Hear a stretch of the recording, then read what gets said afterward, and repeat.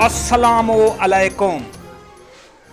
क्योंकि नई breaking news है, पीसीबी ने बड़ा ऐलान कर दिया क्रिकेट स्कोर का। और दूसरे वाक़े में महंगाई और मुलाकात में बहुत सारी रफीक ने कहा है बड़ा है आलमी रिकॉर्ड। लाहौर मुल्ज़म ताहिर की दरख्वास्त मंजूर कर ली गई। मुल्तान शहबाज शरीफ पार्टी के सदर का फैसला हतमी होना चाहिए। बिलावल भुट्टो और सच न्यूज़ ने कहा है कि जैसे भी बिलावल भुट्टो, साद रफीक ने कहा वो झूठ बोल रहे हैं। मुल्तान शहबाज शरीफ का सदर कोई फैसला मंजूर नहीं हुआ।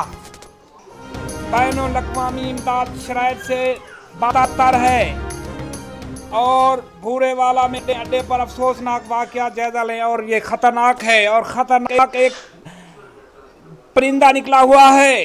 ब्रेकिंग न्यूज़ है, बड़ी खबरें हैं।